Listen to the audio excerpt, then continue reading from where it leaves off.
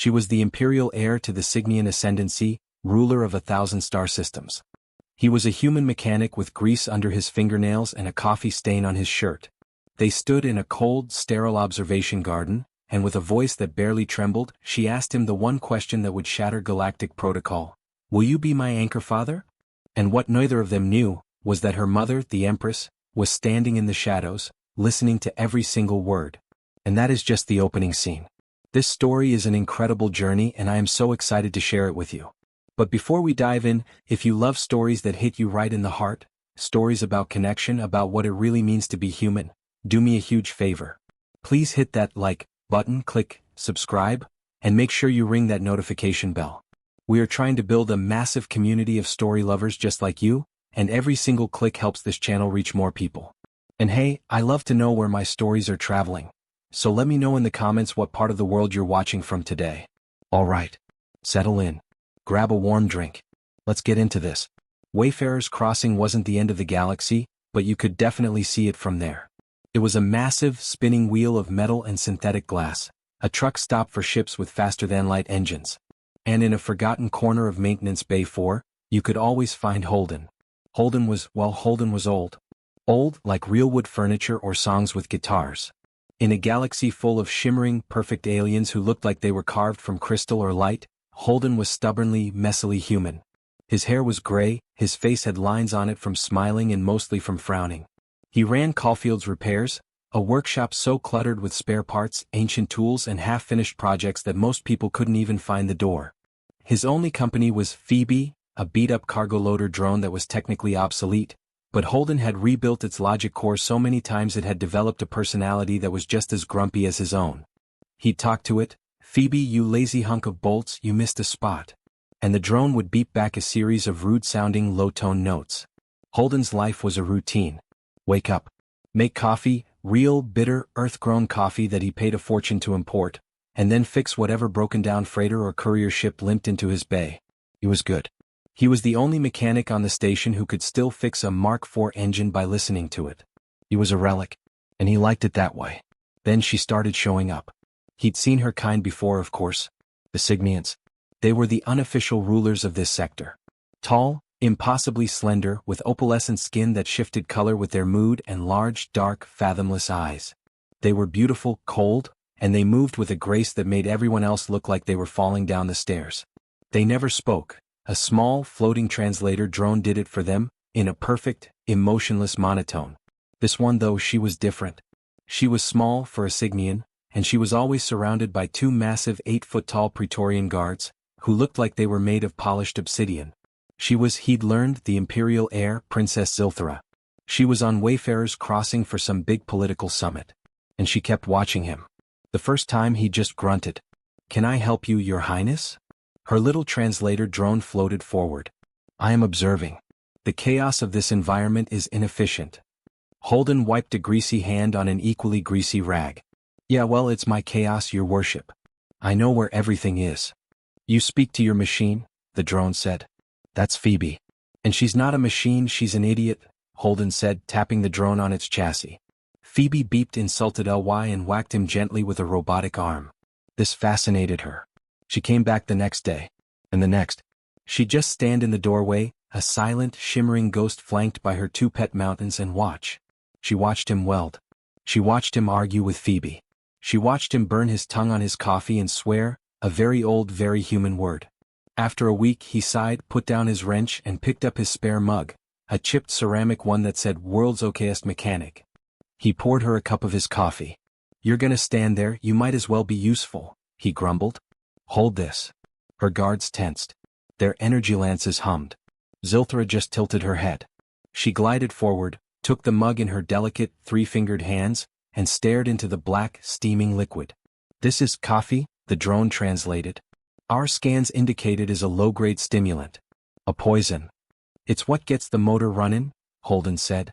"Go on. Try it. Or don't. More for me." She hesitated. Then, slowly, she brought the mug to where a mouth would be on a human. A tiny bit of the liquid vanished. Holden realized, tasting it through her skin, absorbing it. She stood still for a full 10 seconds. "It is imperfect," the drone stated. "That's the point," Holden grumbled. I enjoy it. She started visiting every day. The guards still stood by the door, but Zilthra would now drift into the workshop. She'd ask questions. Why do you repair old things? The new is more perfect. New things break, Holden said, soldering a circuit board. Old things have character. They've lived. You don't throw away something just 'cause it's got a few dents. You fix it. He taught her how to play checkers on his old data slate. She was terrible at it. Her Signian mind, built for multidimensional strategy and political forecasting, couldn't understand the simple, illogical fun of the game. She couldn't grasp why he'd sacrifice a piece just to be funny. One day he told her a dad joke. A stupid, simple pun about a robot walking into a bar. Phoebe the drone let out a long, suffering groan. Zilthra's translator drone just said, "The logic is flawed. The conclusion is non-existent." It's not supposed to be logical, kid," Holden chuckled. "It's just funny." Zilthra stood very still. And then for the first time a sound came from her, not the drone. It was a small, quiet, chiming sound like tiny crystal bells. She was laughing. It was the most beautiful and most heartbreaking sound Holden had ever heard. And in that moment she stopped being Your Highness. In his head she just became Zilthra. That chiming, crystal laugh, so fragile and so real, faded as soon as Zilthra left the workshop. The metallic gray corridors of the maintenance bay gave way to the shimmering, light-infused chambers of the Signian diplomatic spire. Her quarters were not a room, they were an expanse. The walls were flowing energy, the air was perfumed with alien scents, and the furniture was just hard light projections. It was perfect, it was sterile, and it was a prison. Your emotional output was chaotic. Zilthra stood perfectly still in the center of the room. Before her, on a raised dais, was Matriarch Forlag. She was what Zilthra would one day become. Taller, more regal, her opalescent skin glowing with a cold blue light that commanded absolute authority. Her translator drone's voice was a fraction deeper, colder. "Proximity to the Terran is contaminating your focus," the Matriarch's drone stated. "Your bio-readings are irregular." "I was observing, Matriarch," Zilthra's drone replied. Her own true voice was silent. It was always silent here. "You were indulging," Forlag corrected. "Indulging in sentiment. It is a primitive flaw, a disease of the lesser species. It is why we ascended, and they wallow in the dirt of their own feelings. You are the imperial heir, Zilthra. You are not a child. You are a function." Zilthra's hands, hidden in the long, flowing sleeves of her robes, clenched. A function. That's all she was. Her entire life was a path, set in stone before her birth. And the next step on that path was here on Wayfarer's Crossing. The Convergence. The Convergence was a political alliance, a joining of the Signian ascendancy with the Zenthian collective. It would be sealed, as all things were, by a joining of bloodlines. Her bloodline.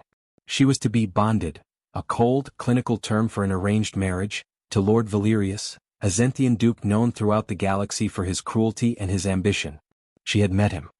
He had looked at her not as a person, but as one would look at a new, prized starship.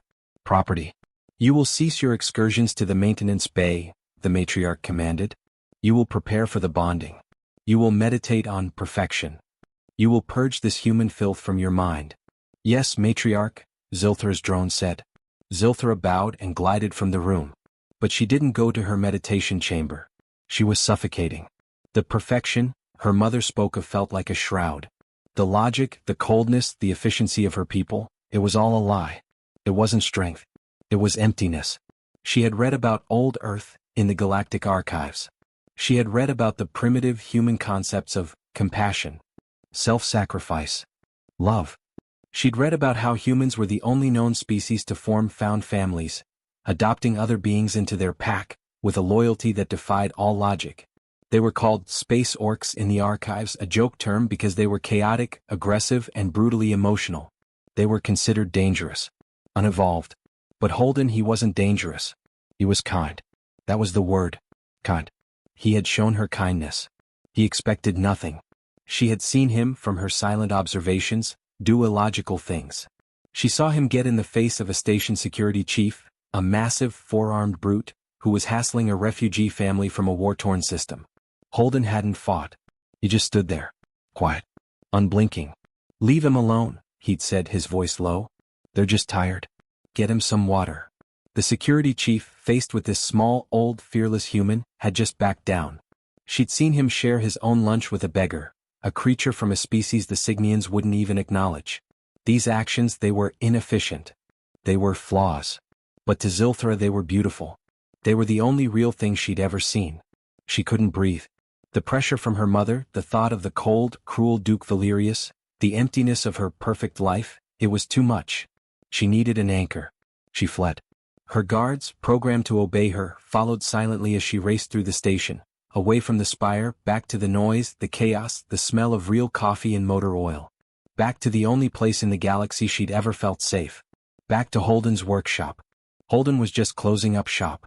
He was wiping his hands on that same greasy rag when Zilthra practically fell into his workshop, her guards taking up defensive positions at the door. He'd never seen her move so fast. He'd never seen her look terrified. "Whoa, kid. What's wrong?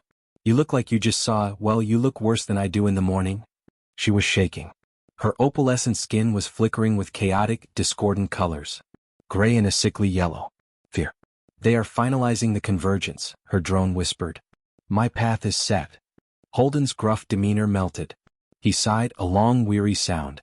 "The arranged marriage you told me about. To that Zenthian stiff." She just nodded. Her head, which was always held so high and regal, was bowed. She looked small. "So tell him no," Holden said like it was simple. "Tell him you're not gonna do it. What are they gonna do, ground you? You do not understand." Her drone's voice cracked with a hint of static, the first emotion he'd ever heard from it. "To refuse is unthinkable. It is not an option. My function is to converge. Myself is irrelevant." Holden stopped. He looked at this kid, this alien princess, and his heart, which he thought was just as old and broken as his engines, ached. All this perfection, all this ascendancy, it was just a fancy word for a cage. "Kid," he said, his voice softer now. That's just not right.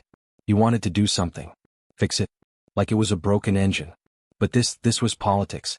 This was empires. He was just a mechanic. "Come on," he said gently. Let's get some air. That's not real air, but, the garden." He led her out of the bay, her guards following at a respectful and still terrifying distance. They walked to the station's central hydroponic garden. It was a huge, domed room filled with perfect plants. Genetically identical, perfectly spaced alien flowers. Not a single weed. No character. Just like her life. They stood on a small bridge over a silent, sterile stream of recycled water. Zilthra was looking down at her own reflection. "Holden," she said, and this time her own voice spoke. It was soft, chiming. It startled him. She'd never used her own voice with him. In your culture, do you choose your family?" Holden was taken aback. "Yeah, sometimes. When the one you're born with ain't it, we call it found family. It's the family you make." "Why?" She turned to him, her large, dark eyes searching his. He could see for the first time a universe of pain in them. "This found family. Can a father be found?" Holden's breath caught in his chest. He knew. He knew exactly what she was asking. This wasn't a question. It was a plea. "Zilthra," he said, his voice rough. "Kid, what are you asking me?" She took a step closer, breaking a dozen Signian protocols on proximity. "My mother is the matriarch. My sire is the progenitor. They are functions. They are not parents. They do not see me. They only see the air." She looked down at his greasy, calloused hands. You see me? You gave me coffee. You taught me check airs. You are real. I am lost, Holden." She looked up, her eyes bright with something that looked like tears. "I need an anchor. Someone to hold me. So I don't drift away." She took a shaky breath. "Will you be my anchor, father?" Holden was floored. Speechless. A father? He was just a broken-down mechanic. He had nothing. He was nothing. This was crazy. This was dangerous. This could get him killed. This could start a war. But he looked at her. And he didn't see a princess. He didn't see an alien. He didn't see a political crisis. He just saw a kid. A terrified, lonely kid standing on the edge of a cliff just asking for a hand. He opened his mouth. He was about to say something. He was about to say yes. "Zilthra." The voice was not a voice. It was the sound of a glacier calving. It was the sound of a star system dying. It was cold, absolute, and filled with a fury that was anything but logical. Holden and Zilthra froze. From the shadows of a grove of perfect, artificial trees, Matriarch Forlag emerged. She was not in her formal robes. She was in what Holden could only assume was Signian casual wear, which still looked more regal than anything he'd ever seen. But it was her face, her energy that was terrifying. Her opalescent skin was a deep, roiling crimson. Her 2 personal Praetorian guards stepped out with her, their energy lances activated, their tips glowing with a deadly blue light. They moved to flank her. They weren't her daughter's guards. They were her guards. And they looked lethal. What? Forlag's translator drone hissed, the voice distorted with rage. Is the meaning of this disgusting display? She had heard it. She had heard everything. Zilthra recoiled, a small, terrified, chiming sound escaping her. She instinctively moved behind Holden just slightly. The matriarch's eyes, those cold, dark, endless eyes, zeroed in on this. On her daughter, the imperial heir, hiding behind a primitive. Forlag ignored Holden at first, as if he were a rock, a piece of filth on the floor. Her entire, terrible focus was on her daughter. You shame your bloodline, Forlag seethed. You shame the ascendancy. You reject perfection. For this? She waved a dismissive, slender hand at Holden. You would beg for scraps of primitive human sentiment? From a creature that still consumes poisons for pleasure? That values imperfection. Finally, she turned her gaze on Holden. And it was not hate. It was colder than that. It was the look a biologist gives a virus under a microscope. Utter, complete contempt. You, the drone spat. Mechanic. Terran. What filth have you been pouring into my daughter's receptacle? What did you hope to gain? Well, a title? Do you imagine this pathetic gesture will grant you power? The guards stepped forward, their lances aimed at Holden's chest. You will be ejected into the void for this contamination, Forlag stated. It wasn't a threat. It was a fact. A diagnosis. And Holden, old, grizzled Holden, just sighed. He'd faced down belligerent freighter captains, plasma fires, and station security goons. This was just a bully. A very fancy bully. He put his hands in the pockets of his greasy coveralls. He wasn't scared. He was pissed. Ma'am, he said, his voice a low, unimpressed gravel. I ain't poured nothing. And I don't want anything. I was just trying to work. Your kid here, she's the one who talks. Zilthra, hearing Holden's calm, finding a spark from his total lack of fear, found her own. Mother, stop. Zilthra's own chiming voice cut through. He is kind. Kindness is a flaw. Forlag's drone shrieked, the volume startlingly high. It is a weakness, a disease we evolved past. You are a daughter of the ascendancy. You will not be anchored to this dirt. She raised her hand, a clear, sharp gesture. Take him. And take the princess. She will be reconditioned immediately. The convergence will proceed. The 2 Praetorian guards raised their lances, taking a step toward Holden. The guards moved.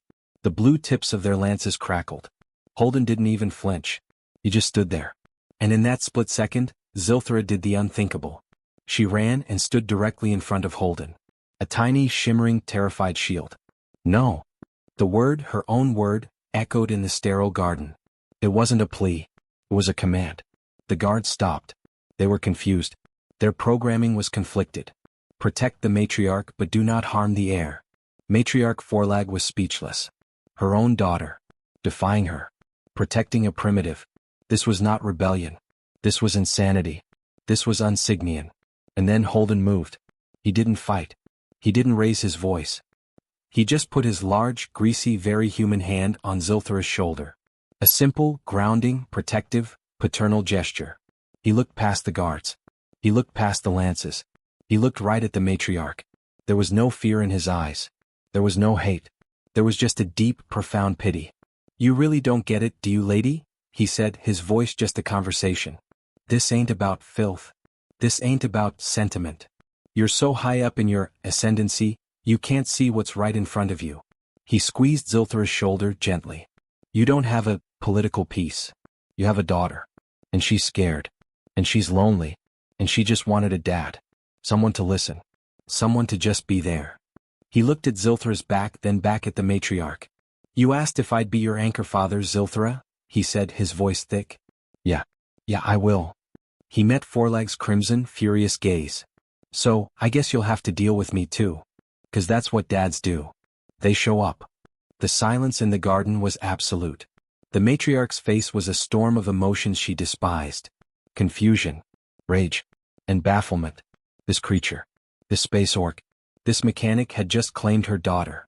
He had adopted the Imperial heir. Right in front of her. He hadn't used a weapon. He hadn't made a threat. He had used compassion. He had used patience. He had used love. And that was a weapon her perfect descendancy had no protocol for. The guards looked at her, waiting for orders. But Matriarch Forlag, for the first time in her long, logical life, hesitated. The anchor held. And wow. Just wow. What a story. The power of just being decent. The strength in just showing up. That moment when Holden just stands there for her. That gets me every single time. What did you all think? Let me know in the comments what your favorite part of that story was. If you enjoyed that journey, if you felt that connection, it would mean the world to me if you'd hit that like button, share this video with a friend who loves a good story, and of course click subscribe and ring that bell. We have a ton of other stories just like this waiting for you in our channel playlist, so be sure to check those out. Thank you so much for spending your time here with me today. Be good to each other. Be someone's anchor. And I'll see you in the next story.